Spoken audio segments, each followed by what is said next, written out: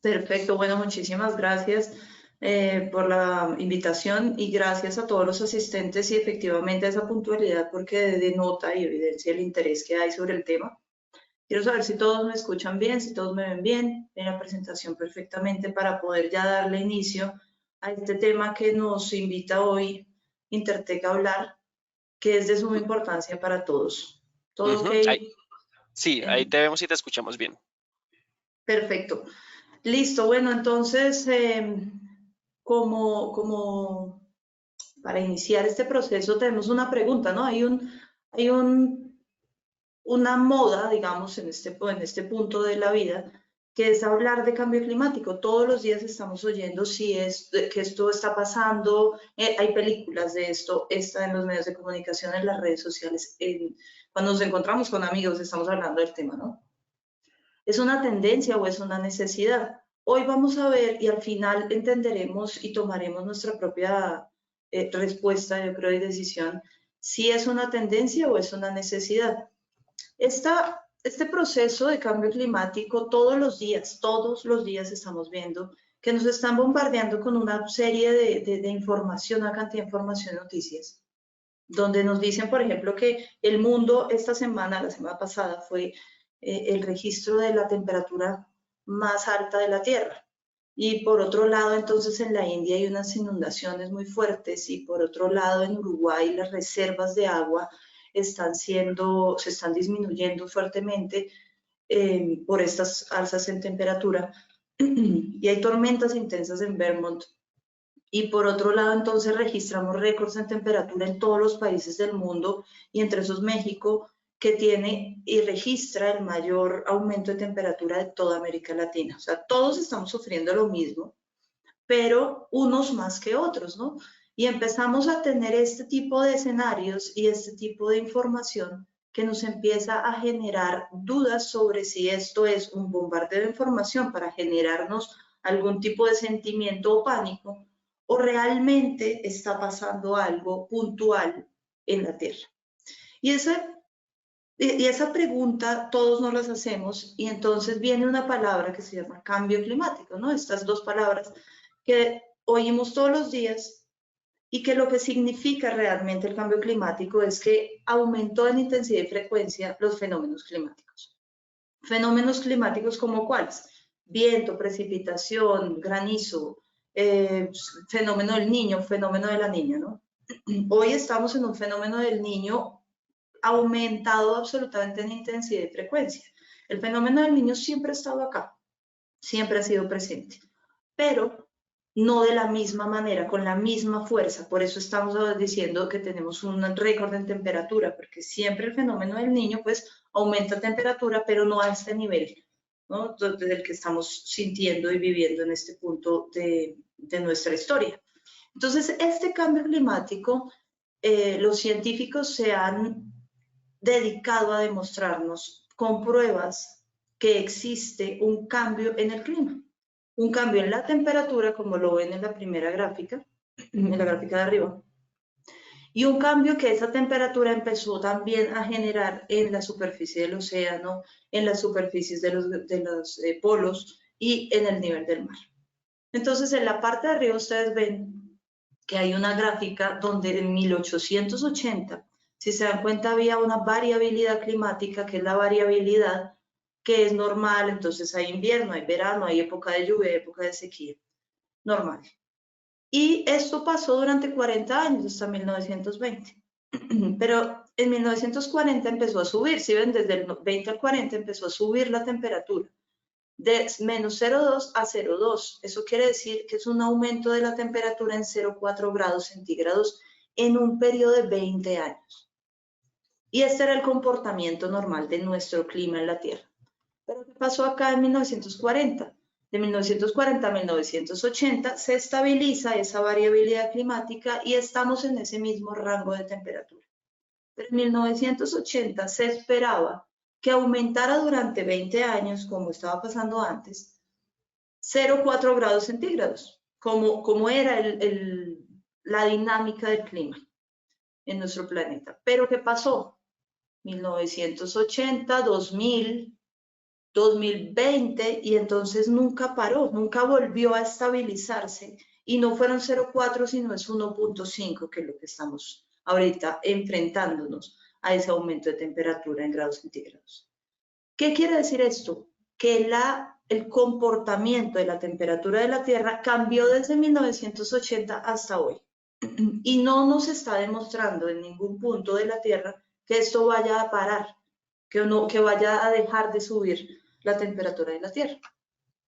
Y esto además, entonces, los científicos nos dicen, mire, además de lo que están viendo en la temperatura, en la superficie del océano se está aumentando la cantidad de CO2 que hay en la superficie y esto disminuye el pH, hace que se vuelva más ácida la superficie del océano. Claro, entonces nosotros que ya lo hemos oído mucho, que nos llamamos planeta Tierra, pues efectivamente tenemos mucha superficie de agua, pues ese equilibrio en el océano nos desequilibra aún más a nosotros en la Tierra. Y entonces ese aumento de temperatura hace que, si ven aquí la gráfica de arriba, 1980, empieza a disminuir drásticamente la superficie de la capa polar de nuestros polos. Entonces, como los polos, pues claro, cuando hay capa polar es blanco, la luz que entra del sol con su radiación rebota, haciendo el efecto albedo. Pero si no hay capa polar suficiente, esa radiación se queda adentro de nuestro planeta, generando entonces un círculo vicioso que empieza a aumentar más la temperatura y pues si la temperatura se aumenta más, vuelve entonces a perderse más millones de kilómetros cuadrados de superficie polar. Y toda la vida se ha subido el nivel del mar, pero desde 1980 se empieza a ver una tendencia unos años después. Si ven que hay una línea roja acá en esta gráfica de abajo, esta línea roja nos está demostrando que desde este momento, 1990 más o menos, empieza a afectarnos a nosotros como especie que el nivel del mar aumente. ¿Qué es lo que pasa? Que nosotros ya tenemos unas infraestructuras, tenemos unos puertos, tenemos unas ciudades ahí, en esos límites, digamos, de nosotros con el océano. Si se sigue aumentando el nivel del mar, pues esas infraestructuras y esas ciudades empiezan a estar en riesgo y empezamos a tener problemas sociales, económicos y pues ambientales claramente. Entonces, a esto es a lo que se dedican los científicos a decirnos, existe un problema, puede volverse una tendencia, y menos malo y es una tendencia, porque está en boca de todos, pero el problema es real. El problema es real, el océano se está, la superficie del océano se le está aumentando el CO2, se está disminuyendo el pH, tenemos aumento en el nivel del mar, tenemos disminución de la capa polar y tenemos aumento de la temperatura con una diferencia significativa de cómo se comportaba el clima antes. A este grupo de cosas se les llama el cambio climático. Hay evidencias científicas que nos demuestran que desde un momento en la Tierra hasta hoy se nos cambió ese clima. Y esto no es un tema nuevo, esto es un tema que las Naciones Unidas hace años están hablando, y cuando hablo de las Naciones Unidas son los 193 países del mundo que se reunieron en 1992 y hablaron sobre la Convención Marco de Naciones Unidas frente al cambio climático. Esta Convención Marco, como lo dice, es una convención. Las convenciones son para reunirnos y hablar de un tema puntual. No necesitamos un poco más allá, ¿no? Y ese tema fue cambio climático. Por primera vez en el 92 se entendió y se admitió que teníamos un problema global. Pero pasaron 13 años y 13 años después pudimos hacer el protocolo de Kioto. En el protocolo de Kioto entonces ya no es una convención donde hablamos de un tema, sino que es un protocolo que debemos seguir paso a paso para lograr una meta. Y esa meta fue reducir, al menos al principio empezó con el 5% de las emisiones de gases de efecto invernadero del planeta.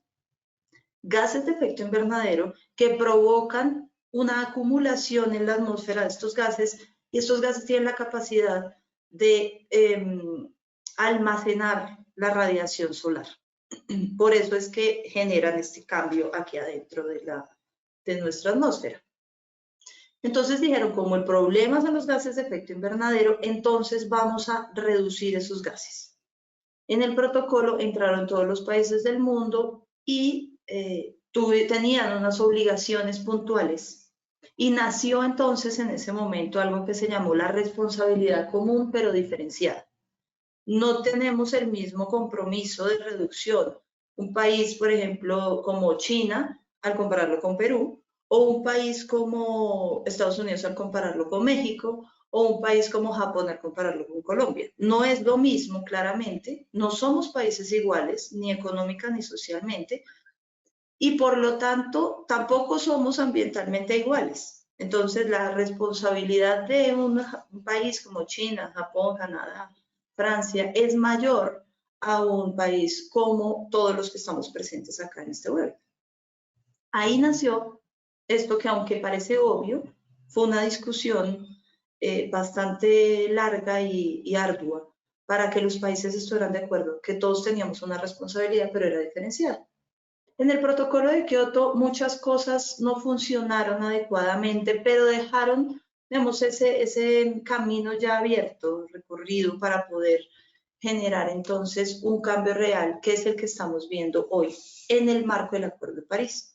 El Acuerdo de París, si ven, tenemos tres nombres aquí en estas reuniones de las Naciones Unidas. Está la Convención, donde hablamos de un tema sin compromiso alguno. El protocolo, donde todos nos obligamos, es vinculante legalmente. Y el acuerdo, donde es vinculante siempre y cuando el país quiera. Entonces, es un acuerdo de voluntades, por eso se llama Acuerdo de París y no Protocolo de París. Eso fue después del Protocolo de Kioto, 11 años después. Entonces logramos volver a ponernos de acuerdo y ver que el camino era la voluntad política de cada uno de los países. Todos los países dijeron, bueno, vamos a entrar a este proceso y vamos a tomar unas medidas para dos fechas importantes, 2030 y 2050. En el 2030, reducción de gases de efecto invernadero, voluntariamente por cada país, lo que quiera cada país reducir, pero que nos permita llegar a una meta de no aumentar más la temperatura de los 2 grados centígrados. Y al 2050, que todos los países del mundo lograran la carbono neutralidad. ¿Qué quiere decir esto? Que en una balanza todo lo que emitimos y todo lo que capturamos sea igual y entonces logremos un equilibrio.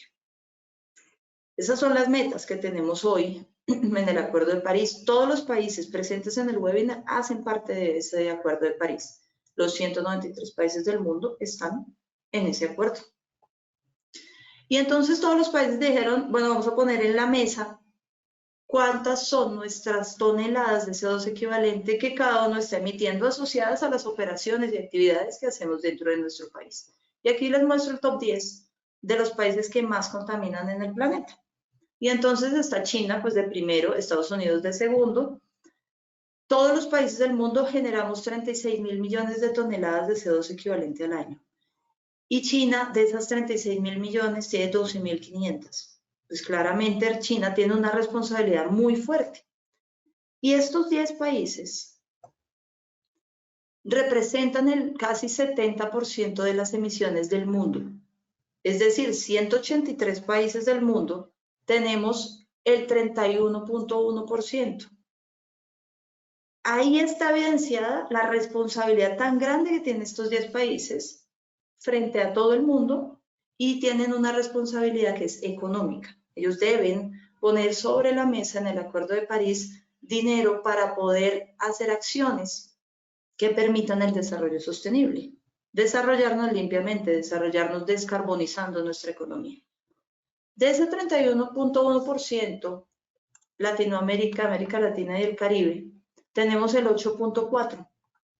Y aquí está nuestro top 10. Brasil se lleva el 3% de ese 8%, México está de segundo con el 1.5%, Argentina 0.9%, Venezuela y Colombia 0.6%, Perú con el 0.4%, Bolivia con el 0.3%, Paraguay y Ecuador 0.2% y Chile con el 0.1%. Este es nuestro top 10. Entonces, Claro, ellos tienen una responsabilidad más grande, entendido, pero nosotros tenemos también nuestra responsabilidad, que es ese 8%, y nosotros tenemos que hacer algo también al respecto. No poniendo plata sobre la mesa, como lo ponen los países, el top 10 de los que más contaminan, para que nosotros podamos desarrollarnos limpiamente, y hacer nuestras propias metas a nivel nacional. Entonces, entendiendo que tenemos una responsabilidad, todos los países hicimos un compromiso de reducción de emisiones voluntariamente y nos obligamos bajo ley en nuestros países a hacer esa reducción. Entonces, aquí está el panorama. Por ejemplo, Perú dijo al principio, yo hago una reducción del 20%, después dijo, si ustedes me ayudan, Acuerdo de París, económicamente, logro una reducción del 30%, y como el Acuerdo de París puso 100.000 millones de dólares al año para hacer esas reducciones, Perú dijo, bueno, entonces yo lograría un 40%. Ese es mi aporte, 40% de mis emisiones. Ecuador dijo, yo voy a hacer un compromiso del 9% de mis emisiones. Guatemala dijo, yo voy a hacer un compromiso del 11% con mi propia plata, pero si me ayudan económicamente voy hasta el 22%. Colombia, ¿qué dijo? Yo voy a hacer una reducción con mi propio presupuesto del 20%, si ponen ustedes 30%, pero haciendo cuentas mejor, por todas las inversiones que se van a hacer en el interior de Colombia, vamos a lograr no un 30, sino un 51% de las emisiones de reducción. Y así cada país dice lo que va a hacer.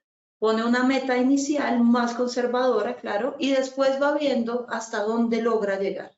Argentina dijo, yo me comprometo al 26%, México al 35%, y así cada uno de los países del mundo, China, por ejemplo, puso su compromiso al 65%. Maravilloso porque ya vimos que pues es el que más contamina. Entonces, todos poniendo una parte, haciendo su tarea, logramos no aumentar la temperatura más de 2 grados centígrados.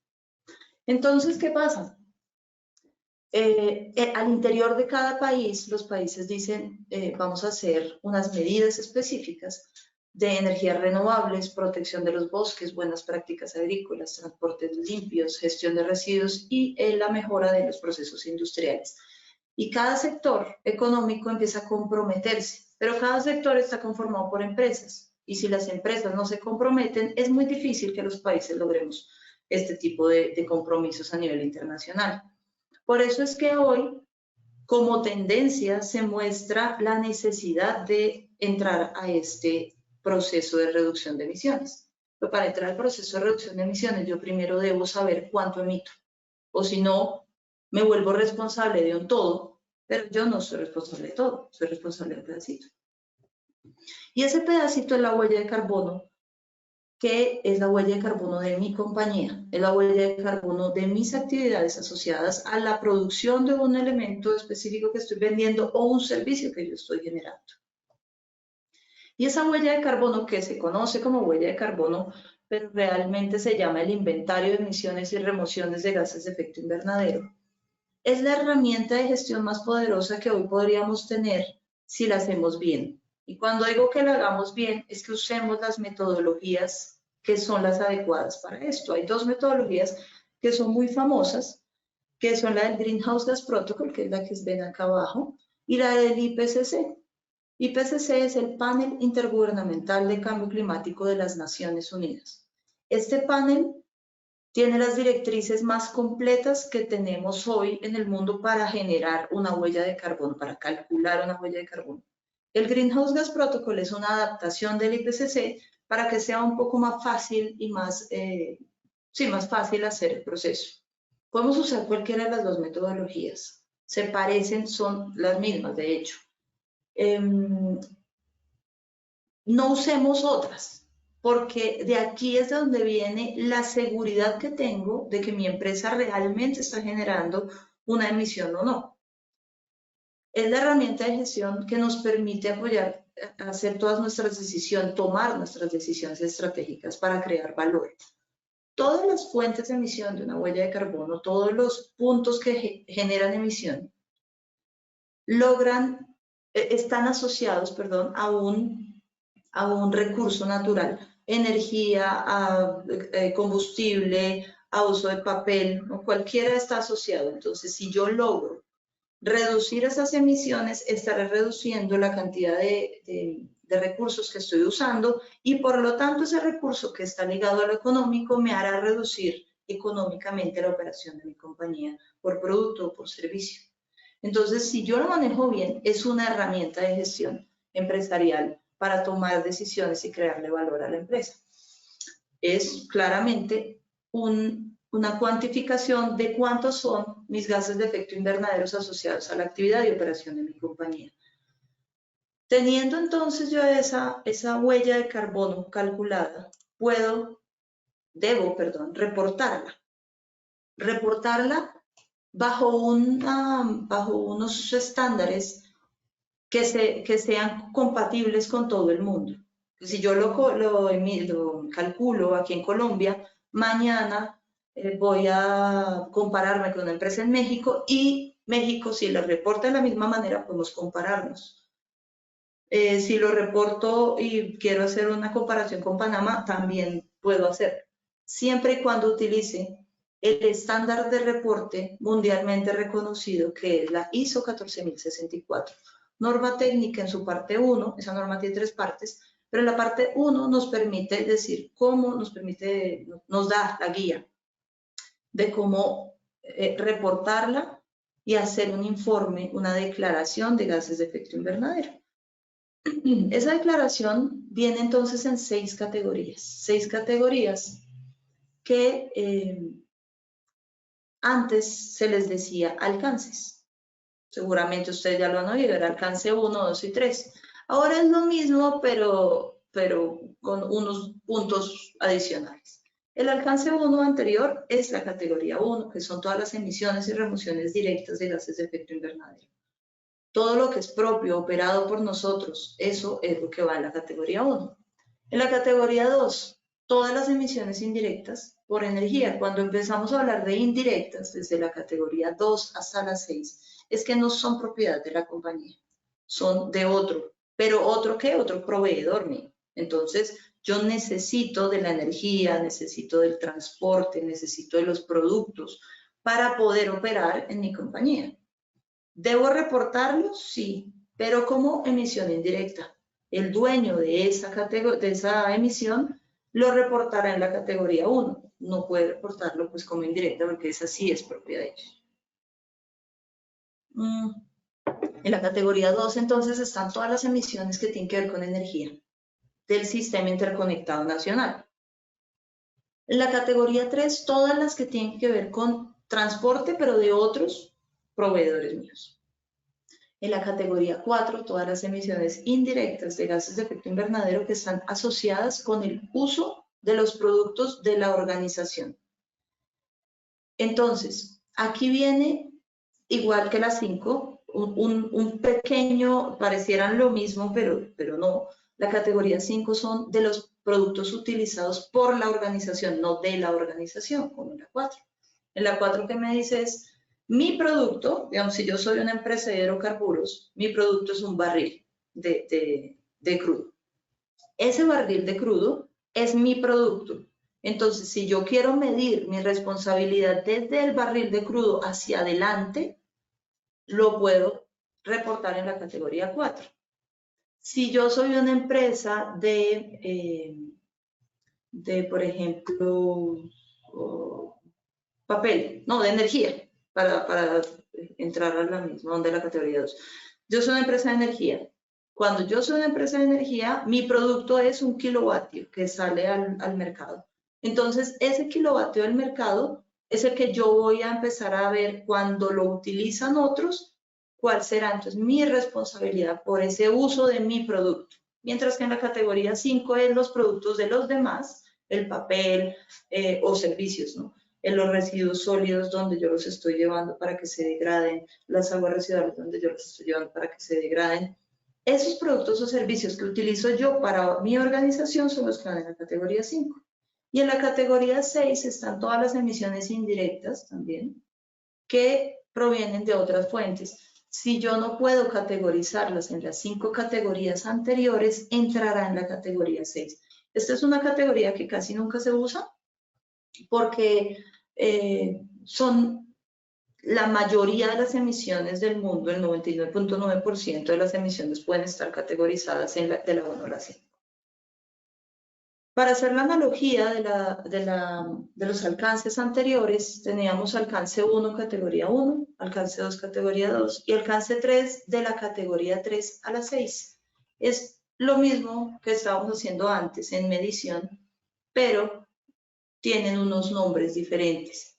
¿Por qué es importante reportarlo acá? Como les decía antes, es importante porque es reconocido mundialmente la ISO 14064, pero además porque si yo la reporto con la ISO, voy a lograr seguir mi camino hacia la meta que tiene el mundo 2050, que es la carbono neutralidad. Yo lo lograré si lo hago con esta. ¿Por qué? Porque tengo que hacer un paso que vamos a ver más adelante, que es el paso de la verificación de gases de efecto invernadero, la verificación de mi huella de carbono. Y la verificación solo se puede hacer bajo este estándar de la 14064. Entonces, en resumidas cuentas, ¿cómo mido mi huella? Voy a identificar todas las fuentes de emisión que tengo, las actividades que estoy generando, gases de efecto invernadero, y los sumideros que tengo también de gases de efecto invernadero. ¿Eso qué es? Si la empresa tiene un bosque, si la empresa reforesta, si la empresa tiene una plantación, entonces será un sumidero, estoy capturando por ese lado. Si no lo tengo, solo mediré fuentes que son las que emiten. Después elegiré una metodología que, como les dije antes, son el Greenhouse Gas Protocol o el IPCC. Después seleccionaré todos los datos de la actividad en la huella de carbono. Este es el paso que más genera demoras, porque es organizar los datos, pedir los datos, tener los datos lo más preciso posible. Después pasa a los factores de emisión. Debo utilizar factores de emisión que sean nacionales, que sean, si no los tengo disponibles, que sean regionales, parecidos. Nosotros nos parecemos en nuestra forma de producir. Y si definitivamente no tenemos ni nacionales ni regionales, pues nos vamos por unos factores de emisión que se llaman los factores por defecto, que son los que nos entrega el IPCC. Pero todos los países que hoy están presentes en este webinar tenemos factores de emisión nacionales. Así que está la metodología, están los factores nacionales, está el entendimiento de que esto sí es una necesidad porque tenemos una responsabilidad. Por lo tanto, calcular las emisiones y remociones de gases de efecto invernadero no es una tarea tan compleja, es de mucha atención, pero no es una complejidad que nos supere más allá de todo lo que hacemos en nuestro trabajo. Entonces, como les decía, ya entendiendo que tenemos un problema, llegamos a medir nuestra huella de carbono en la compañía, pero a veces, y en la mayoría de casos, decir una empresa que midió su huella y le da, vamos a poner un ejemplo, 30.000 toneladas de CO2, que ellos mismos midieron al interior de su empresa, la gente alrededor, tanto su competencia como el público y sus clientes, posiblemente no le van a creer. Por eso es que nace esta tercera parte, que es la verificación de la huella de carbono, que nos va a dar la credibilidad para poder entender que esa empresa midió la huella, pero un tercero que tenía las capacidades absolutas para poder decir sí o no esa huella estaba bien, nos diga si sí o no la huella estaba bien calculada. Que no tuvieran errores, que no tuvieran estimaciones erróneas donde tenían menos emisiones que las que realmente están emitiendo. Entonces viene la verificación de la huella, que es un paso fundamental para pasar a la carbono neutralidad. La verificación la pueden hacer solo empresas que estén acreditadas para generar una opinión de una verificación de una huella de carbono calculada por otro. Deben estar verificadas bajo una norma que se llama la 14.065 y que debe cumplir la 14.066. Son normas que nos permiten entender que ese tercero tiene las capacidades para decirle a uno si midió bien o no la huella de carbono. Tiene 4 criterios. Los criterios son de integridad, coherencia, exactitud y transparencia. 4 criterios que parecieran obvios, pero en la contabilidad de carbono debemos tener mucho cuidado en cada uno de ellos para lograr después cumplir con los criterios. Que sea íntegro, que esté completo, que no nos falte nada de lo que hace la empresa, de la operación de la compañía. Que sea coherente con la razón social de mi compañía, ¿no? Que si yo soy una empresa de transporte terrestre, pues yo tenga todos los vehículos que me prestan el servicio de transporte terrestre en mi huella de carbono. Que si yo soy una empresa que produce crudo, pues que esté todo el transporte, toda la producción, las emisiones fugitivas, los oleoductos, ¿no? Toda la operación.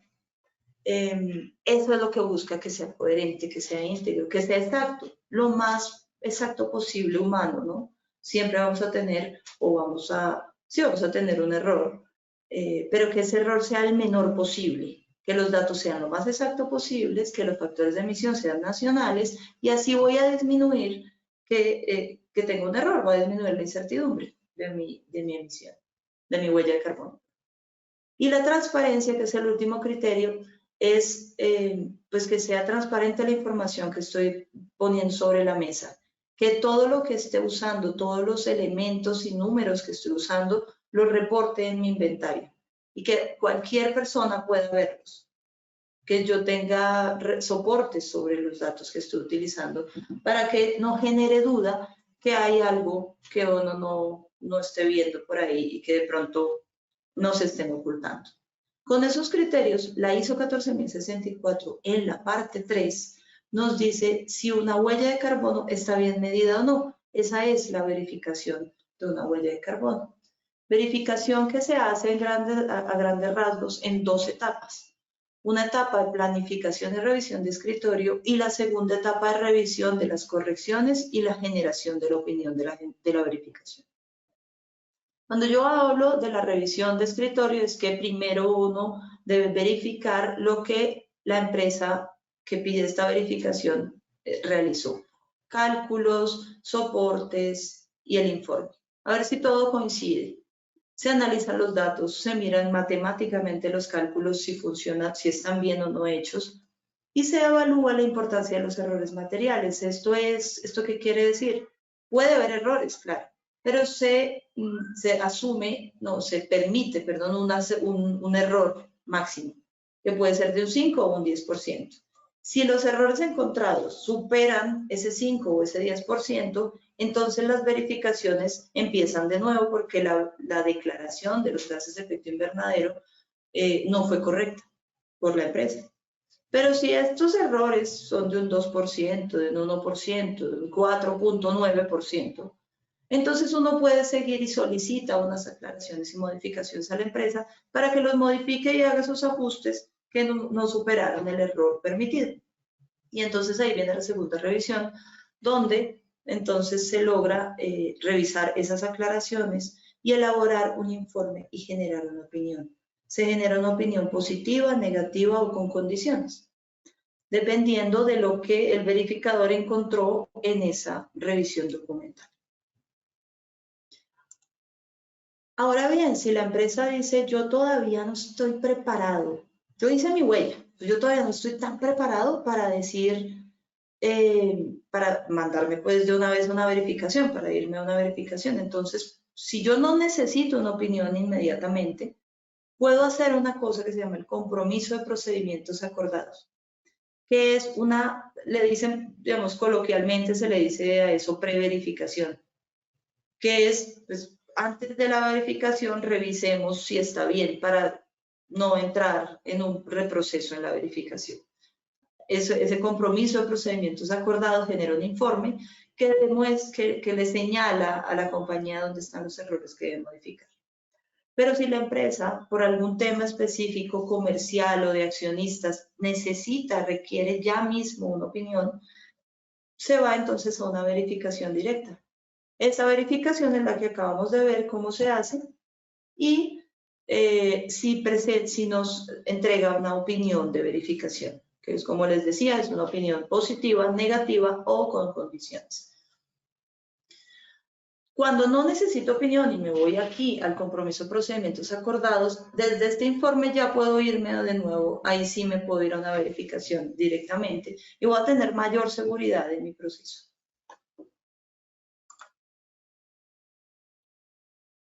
Ahora, ya medimos la huella, la verificó un tercero, nos dijo que estaba bien. Ahora tenemos que hacer una reducción de la huella de carbono, una compensación de esas emisiones residuales para lograr la carbono neutralidad, que es la meta que al principio hablábamos del Acuerdo de París. Tenemos que gestionar nuestras emisiones con reducción y compensación. La reducción incluye planes de reducción por actividad. Entonces yo tengo en mi compañía la actividad de extracción, de perforación o la actividad de servicios de mensajería o la actividad de venta de energía y de electricidad. Entonces yo voy a tomar cada una de esas actividades y me voy a centrar a ver en un mapeo de procesos qué puedo cambiar en mi proceso productivo. Si yo puedo generar lo mismo contaminando menos, siendo más eficiente, claro está. Entonces, cuando yo logro hacer ese mapeo de procesos, siempre voy a lograr tener unas iniciativas de cambios y unas modificaciones del proceso que me permiten reducir mis gases de efecto invernadero y además, como les decía antes, la reducción de temas económicos. Entonces, puedo generar los planes de reducción por actividad, proceso, fuente de emisión o instalación y establecer unas metas de reducción para descarbonizar mi proceso. Pero hay un momento en que yo no puedo generar más reducciones en mi compañía, es imposible. Entonces debo compensar las emisiones residuales, lo que me queda que no puedo reducir, compensándolo con o reforesto o compro bonos de carbono. Bonos de carbono que están certificados, siempre tienen que estar certificados para que sean válidos, certificados por un proyecto que está generando un cambio de donde está reforestando o donde está conservando el bosque o donde está haciendo un cambio tecnológico y por eso puede vender bonos de carbono. Entonces, nosotros vamos a comprar esos bonos. Todos los países que están presentes de nuevo en el webinar tienen sus mercados propios de carbono, unos más fuertes que otros, pero están presentes. Los países vecinos, si no confiamos de pronto mucho en el de nuestro país porque es muy nuevo, que puede pasar, entonces pues los países vecinos tienen fuertes mercados de carbono. Por ejemplo, México tiene un buen mercado de carbono, Colombia también, Brasil, Chile tiene un buen mercado de carbono. Entonces, pues Argentina también lo tiene. Podemos comprar esos bonos de carbono fuera de nuestro país. ¿Para qué hacemos entonces todo este camino? Para irnos, medimos, verificamos, hicimos un plan de reducción y compensamos. Entonces, ¿qué hicimos? Cumplimos los criterios de la carbono neutralidad para cubrir esa meta y lograr la meta 2050, pero que no tiene que ser a 2050, puede ser antes, ¿no? Lo cumplimos, que son los criterios de la norma que se llama PAS 2060. Es la única norma internacional que tiene el mundo para generar carbono neutralidad. PAS 2060. Esa norma nace en Europa y nos dice, para cumplir esa norma y ser carbono neutrales, usted tiene que medir su huella, verificar su huella, tener un plan de reducción de su huella y compensar las emisiones residuales de su huella. Hicimos todo lo que estábamos hablando a lo largo del webinar. Por lo tanto, logramos llegar aquí ya en resumidas a la carbono neutralidad. Hicimos la huella de carbono, eso generó un informe, una declaración de gases que mandé a la verificación. Vamos a decir aquí que pase la verificación. Al tiempo hice un plan de reducción de emisiones y compensé lo que me quedaba. Y entonces me presenté ahí sí a la carbono neutralidad, a la certificación de la PAS 2060. Y soy una empresa carbono neutral. Soy una empresa carbono neutral que tengo el 100% de mis emisiones de gases de efecto invernadero compensadas, que hice toda la tarea y que ayudé entonces a la meta nacional que como país se comprometió en el Acuerdo de París, que el Acuerdo de París entendió el problema global que teníamos de temperatura, aumento del nivel del mar, aumento de la concentración de CO2 del océano. Y entonces logramos entender que todos tenemos una responsabilidad independientemente de lo pequeño o grandes que seamos. Y la responsabilidad individual la estamos asumiendo al hacer todo este proceso como empresas para lograr entonces la meta del planeta, que después de ver todo esto, seguramente entendemos que es una tendencia de este tema por la necesidad imperante que tenemos de no permitir que la temperatura siga subiendo. Porque si la temperatura sigue subiendo, nosotros como especie estamos en peligro de permanecer en la Tierra. No es por generar caos, sino para generar acción. Es que tenemos que tener claro qué es lo que está pasando. Como humanos, somos como la especie humana es muy fuerte en la adaptación, por eso estamos en todos los climas del planeta. Este es uno de los desafíos más grandes que tenemos para demostrar que efectivamente somos la especie que mejor se adapta a un cambio que nos está pasando ya y que tenemos las herramientas para cambiar. Ahora tenemos que tomar acción. Señores, muchísimas gracias por su atención.